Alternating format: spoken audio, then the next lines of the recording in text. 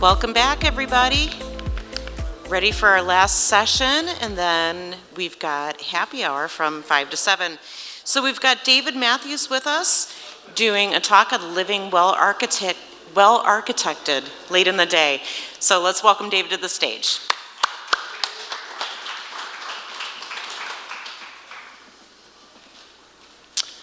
Thanks, you guys.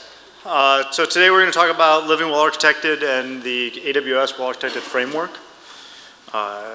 Just real quick about myself, I work at a company called U-Turn Data Solutions. I've been working on AWS for about more than 5 years. History is kind of as a software developer, but multiple certifications as well as conducting well-architected reviews. U-Turn Data Solutions is a advanced tier consulting partner in Chicago.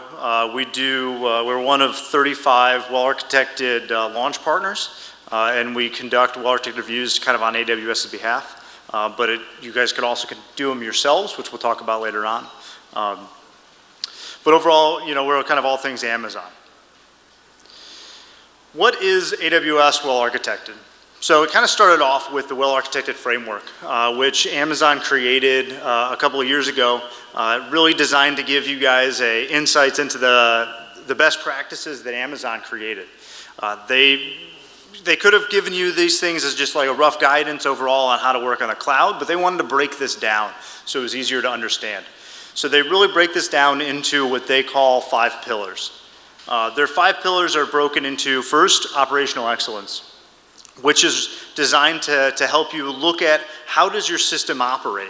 Is it operating both the way the business expects as well as from a technical standpoint? How are you guys supporting the overall process of the organization? To security, how secure is your environment? Are you encrypted? Are you using root credentials? Overall, are you doing the best practice related to security? Then they look at reliability to figure out whether or not your infrastructure is able to handle system failures. You're able to scale on demand. Are you kind of wasting resources because you've got systems that are over-provisioned, under-provisioned? To performance efficiencies. Are you utilizing the right instances for what you need? Are you over-provisioning from a memory standpoint when you really don't need it? Are you checking those things? Do you even know what performance actually is the required for this system? To cost, are you using the right instance types? Are you using the right RIs? Are you using Spot when you need to? And overall, the idea is that you want to analyze your system against all these pillars, but it's not the fact that you're going to get 100% on each one of them, right? There is give and take, and really knowing what is well-architected and what type of trade-offs do you want to have is really critical. So Well-Architected has evolved at Amazon and through their whole partner network as well to the individual in kind of a history starting back in November of 2017 when they created their first white paper related to Well-Architected Framework.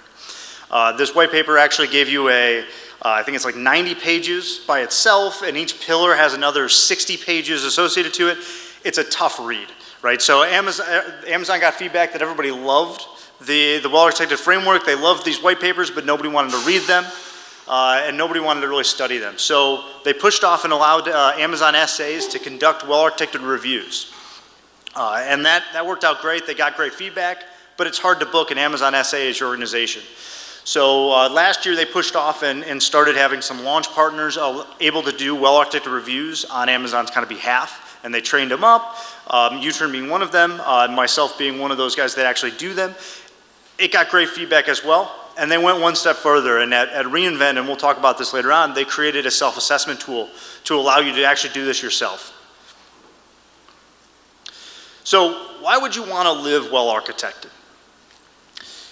Amazon's got their perspective on it. They kind of have 4 big bullets as to why being well-architected is such a strong idea. First one being that it allows for you to build and deploy faster. Utilizing automation and experimentation around different cloud architectures as well as different cloud native solutions can allow you to get along faster, can allow you to deploy, can allow you to innovate a lot quicker. While innovating quickly, you often have bigger risk, but being well architected allows you to lower risk because you understand, the last thing, some best practices. You're not necessarily building brand new ideas just in your own way. You know some of these best practices that other people have failed at. It also allows you to make informed decisions. Living well-architected and using the well-architected framework kind of give you an idea of how to analyze problems, right? You're not necessarily having to think from the beginning, what should you do? What is the best practice? You've got a lot of prescriptive stuff written out. And the last one here, learning Amazon's best practice. They've got thousands of customers that have been doing this for years. Amazon has taken that feedback. They've updated data sheets, they've created white papers. They're really trying to push everybody's overall knowledge forward so that you're not making the same mistakes that a different person made 5 years ago. Through our own experience and my own experience conducting these reviews, I have a few other kind of insights. The first one being that it really allows you to trust your platform. The first really review that I did, that I kind of pushed out to customers, was bringing business and technology together. A lot of people from the tech space will think, hey, you know what? This is a tech review. You're reviewing your AWS infrastructure, you're reviewing how you're building your development, how you're overall doing from an AWS tech standpoint. Well, the well-architected kind of culture and the well-architected framework is designed to bring business and technology together. You do a review, you want business people in there and you want technology people. So it allows for both sides to trust their platform, right? Because you have questions that are going to be asked that aren't going to be tech questions. They're going to be, how does the business handle these certain scenarios? That the tech guys might have an idea how it's answered, and the business guys do. So it brings a both kind of a coherence together between the business. The next one, third-party analysis. Utilizing either Amazon or a partner allows for a third party to kind of analyze your business and analyze your system with no emotion, right? It means it's not exactly an audit, because you're not like saying, hey, you're going to pass or fail. It's just trying to give you kind of advice, and it allows a third party to do that without any buy-in. Bringing business users to the conversation. Again, I kind of talked about the trusting the platform. You want to bring those business users in so that they can understand the technical issues that you might run into, and the business guy or the tech guys can understand the business technical issues you can run into, the business issues you run into. The last one is analyzing changes over time. With the well-architected tool, they created a concept of milestone, so that when you do a well-architected review, you get your kind of baseline. And the milestones allow you to kind of see and analyze your changes over time. So every release you do, you can re-review yourself and kind of figure out, hey, you know what? Release 2.1, we made these shifts, and we are now in a better state than we were before. Two quick points that we've had also is that one thing is that all of our customers that have had reviews are interested in re-reviewing. Going back to the concept of the milestones, we found that customers that do it once are interested in continuing to do it. So if you guys spend the effort to get one done, whether you do it yourself, as we'll talk about later on, whether or not you use Amazon or a partner to do it, it allows for a trend of people wanting to stay in that mindset and continue to work through that. In addition, we found that every single customer that we have reviewed has had a security issue.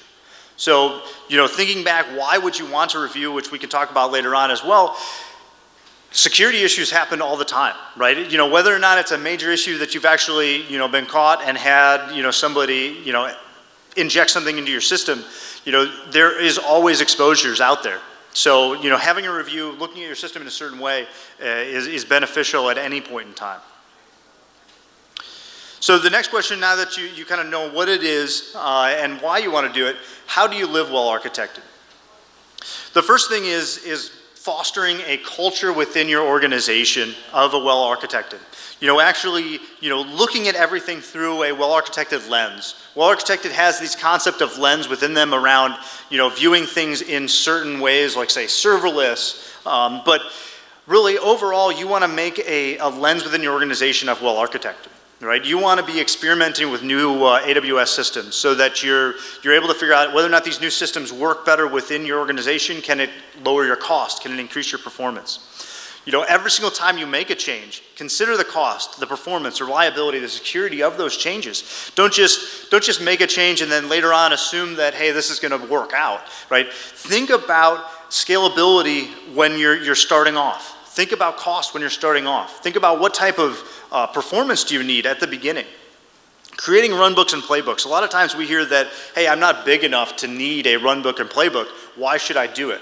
Well, think about it at the other end. If you've got a small organization where you have 1 or 2 individuals that are doing everything, what happens if one of them leaves? And you've got to retrain them on all the stuff they were doing. There's so much internal knowledge within an organization that without runbooks and playbooks, having somebody leave is a major event. Or even having somebody move up or go on vacation can be major events. Runbooks and playbooks are there to allow for that documentation. They're important at any level of business. And then testing your architecture under production loads. Load testing can be difficult. It can be difficult to spin it up and to be difficult to run into those scenarios. But in order to make sure that you're cost efficient, you're performant, you really need to find ways to test your system under production environments, test whether or not you can scale, whether or not you can scale down, test whether or not you can recover from a disaster. It is important to test, especially in the cloud, because the cloud is touted as a very reliable system. Well, it's reliable as long as you're building a reliable system, right? I mean, there is a chance that you have a failure. So you need to be able to build around that scenario. So you need to be able to test around that scenario. The next thing is completing well-architected reviews. Scheduling a review internally can be a hurdle, and it normally requires somewhere between 2 and 4 hours to actually conduct a review. It's not just a simple come in, let's just quickly run through a couple of questions. There's about 50 questions to answer, and it's really an in-depth analysis of whether or not you're actually thinking about everything when it comes to being a well-architected workload. Personally, as well as Amazon, normally utilizes a pro-certified architect in order to ensure that you're actually getting good feedback and good additional questions. Then you have to review your findings. We'll talk about this later, but all of their questions are multiple choice, right? So in order to actually grade it, it's really simple. But in order to get useful feedback, a multiple choice there's a lot of gray areas. So having a good experienced person actually running these things can be beneficial because you get additional feedback from that. Then once you're done with actually reviewing the findings, remediating them is really the next step. When it comes to remediating issues, there's really 3 stages of issues. One being well-architected, the next one being needs attention, which is kind of a mid-severity, and then critical or high-severity issues. Right? The first thing you need to make sure to do is prioritize the issues. Amazon's got their preset things of saying, hey, this is a critical issue, you need to fix it in less than a month or else you're not well-architected. Well, there's an importance to being well-architected and there's importance to running a business. So you need to make sure you're prioritizing what you're really needing to solve now versus later. If you've got a legacy system that is just operating but isn't least privileged, right? You've got permissions in there that aren't least privileged, but the thing works fine. It's a non-critical system in your mind, but Amazon says, hey, it's not least privileged, it's critical, fix it now. So you have to prioritize, right? There's definitely pros and cons to fixing every single issue. It's going to take time. So prioritize for what your business needs. The suggestion, of course, is fixing critical things quickly. Needs attention, you can spend a little time doing that. Once you're done fixing stuff, make sure you're updating and utilizing milestones to track your progress, right? The idea is that, hey, you've run your first baseline, you know how good your system is, but as you're going over time, as you're making changes, do you know how it adjusts? Or did you do a dozen changes over the course of 12 months, and then you re-reviewed and it's like, well, I don't know what change we made over that time period that actually resulted in us being more well-architected. So the idea is that, with every single new workload release, let's say that you guys do monthly releases or do quarterly releases, do a re-review. Make sure that you're adjusting and moving in the right direction. Or when new Amazon features come out or services, features come out all the time. So you can't necessarily say every single couple of days I'm gonna do a release or do a milestone review, but at least do it annually. Your system changes, Amazon system changes, they release new EC2 instances, they release new services. You need to be constantly looking at stuff to figure out whether or not you're overpaying, you're over-provisioned, are you doing things the right way? And then overall milestones allow you to track your changes over time. When it comes to reviews, you often run into a couple of obstacles. The first one being scheduling, right? That is difficult to schedule even coming to this event, right? How often do you have 4 hours free? Not very often. How often do you have 4 hours free that are identical to your business side, are identical to other, technical resources? It can be difficult to schedule reviews. I'm not going to lie. It's difficult for us to try to schedule reviews at clients. But it is important to work through those challenges, right? It's important to actually spend the time, work through, try to figure out when is the best time to get everybody together.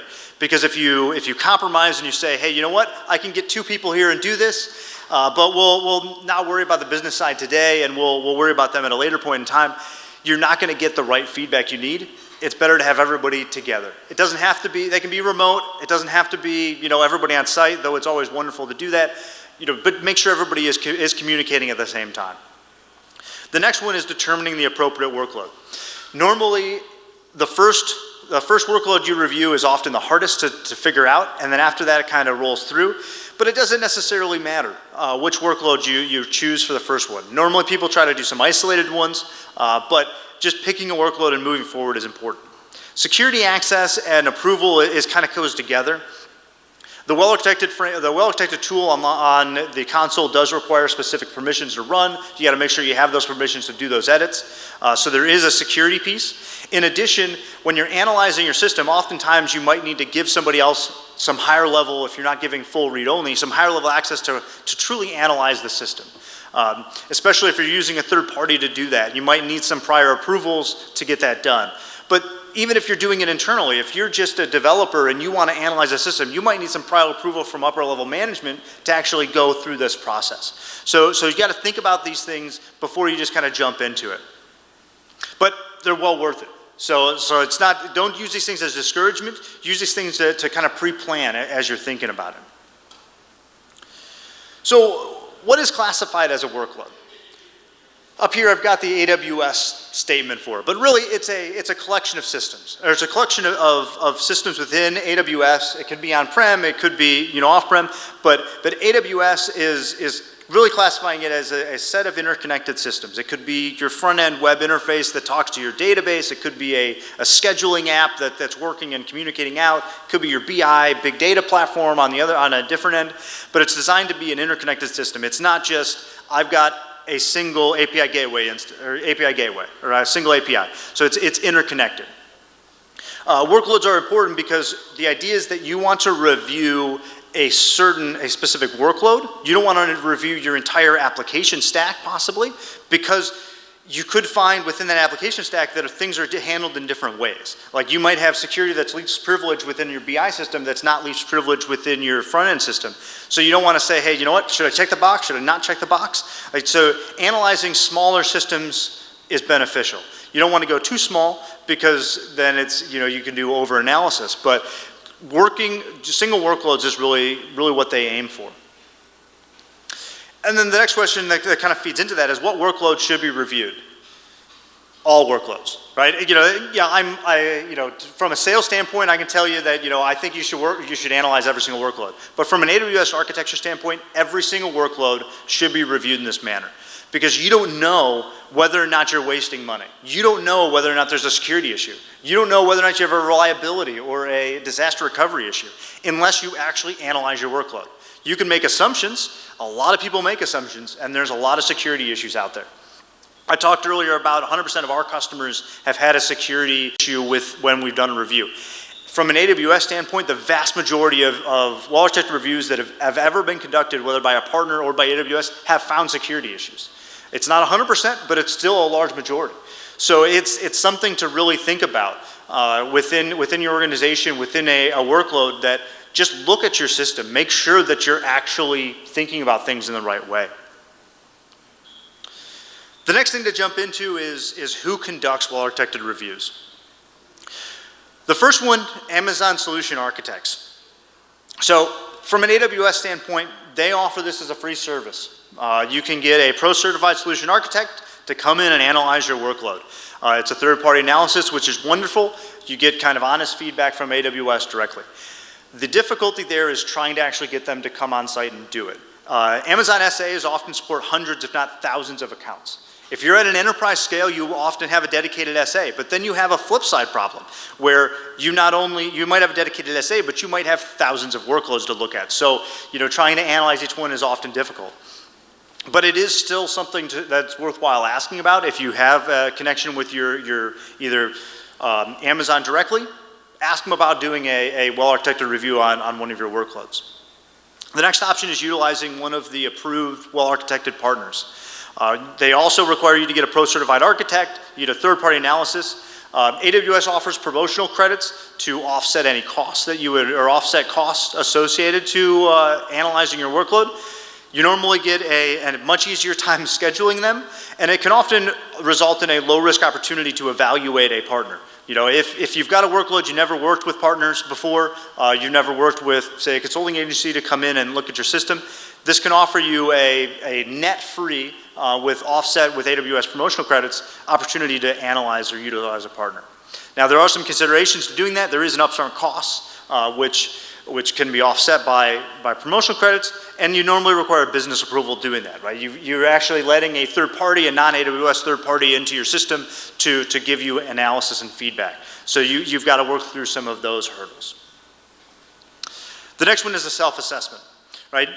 You've got the free well-architected tool that's on the AWS console, and you can complete this on your own pace, right? You could theoretically break this thing up into multiple meetings that you guys do to get completed.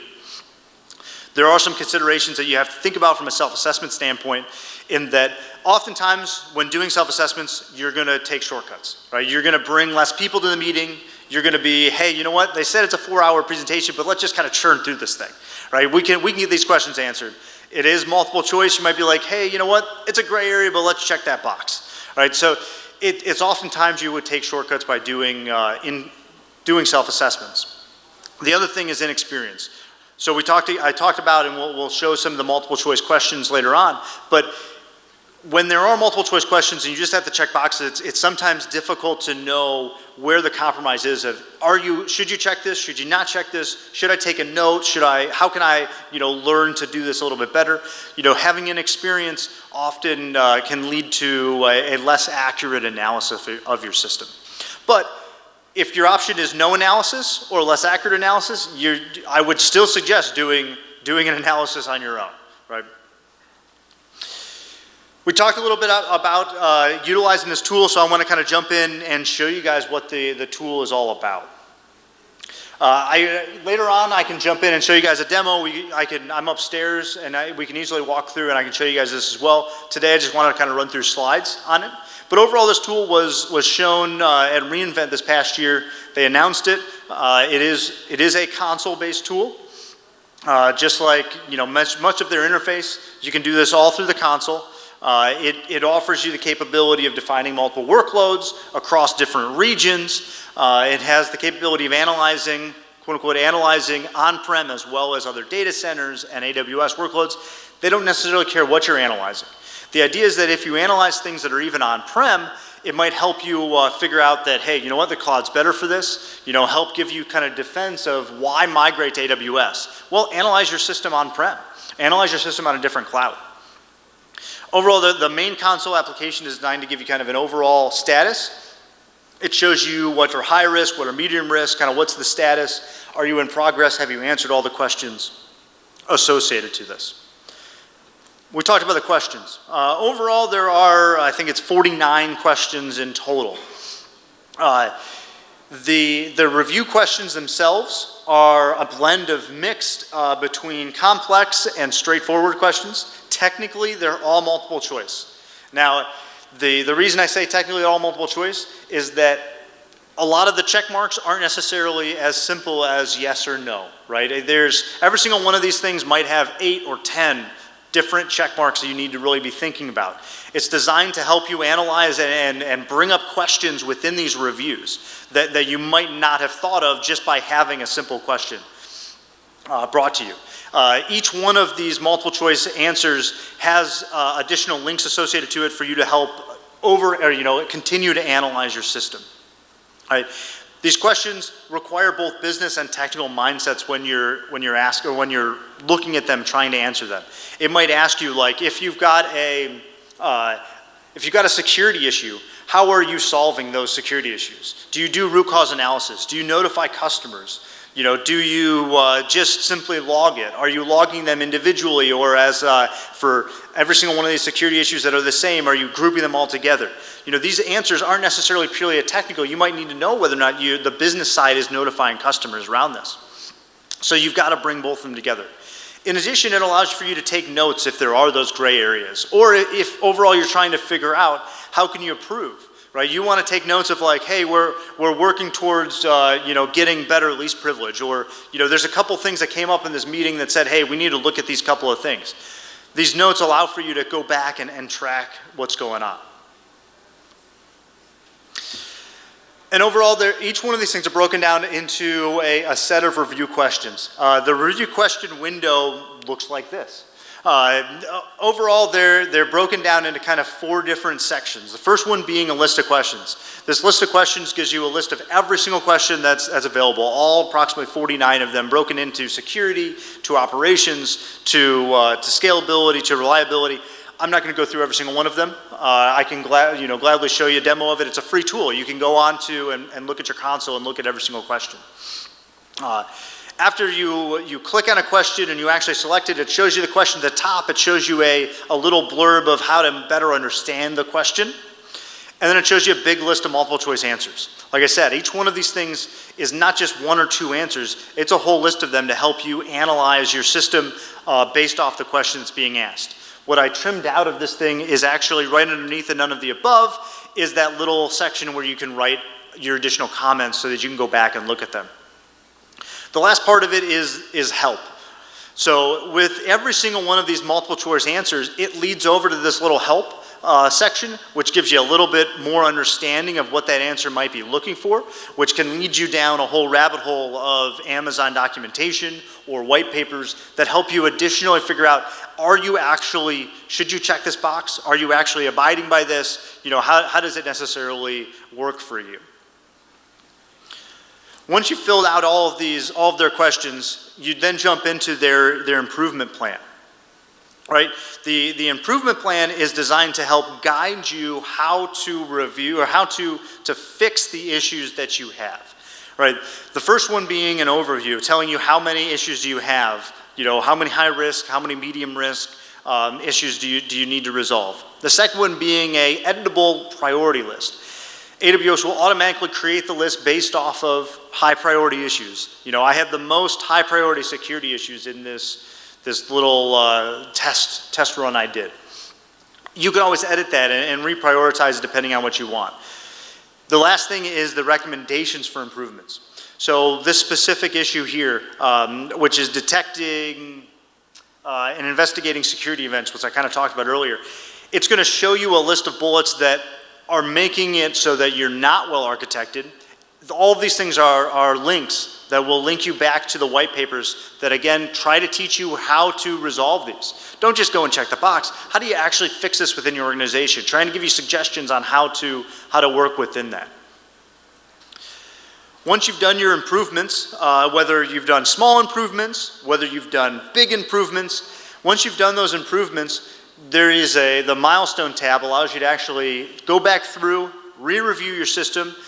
It starts off with your baseline, right? So you actually already have it pre-filled out. You go back through and you now are able to go back and update a couple things, make a couple notes, say what you did during this release. In this case, I said that I did some security updates and I did some reliability updates. You're able to see the change in the high risk or medium risk items and actually see the adjustment over time and work your way towards having 0, high, and medium risk. And you can go back to those milestone reports. You can go back and say, hey, you know what, it's the end of the year. What changed over this time? Why did we actually get better? Let's go back and review our system and try to get smarter about what you're doing on AWS.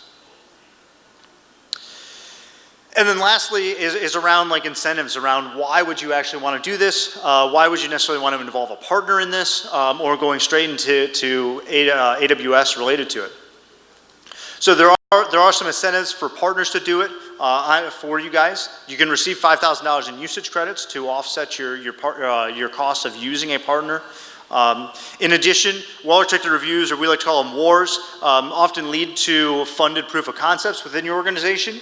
Again, working towards getting credits on your accounts. And you can also utilize some acceleration funding to allow for you to bring on new workloads, experiment more. I mean, overall, there are many incentives that you guys should think about using, whether it's for well-architected reviews or any other migration or proof of concepts you're using, in order to better fund and really lower your cost and speed up your adoption of AWS. So that's all I had today. I realize I just ran through that a lot faster than I did when I ran through this at home a couple times. But I'm more than welcome to run through some additional demos of the tool for you guys. If you had any questions for me, I'd gladly do it here. We can gladly do it upstairs at happy hour.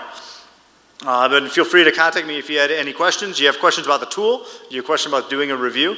I'd love to help you guys out. I'd love to do it myself, but I'd love to push you guys to do it. Reviews are worthwhile. Like I said, even whether you can get it approved to bring somebody else in to do a third-party analysis is great, but you got to do an analysis. You got to figure out whether or not you're wasting money, because the cloud is only the best thing in the world if you're doing it right. Right? A lot of people have had bad experiences on the cloud because they're doing it wrong, and this helps you do it right the first time, and it helps you make sure you're doing it right on a continual basis. So, thank you guys very much, and I hope to see you guys upstairs.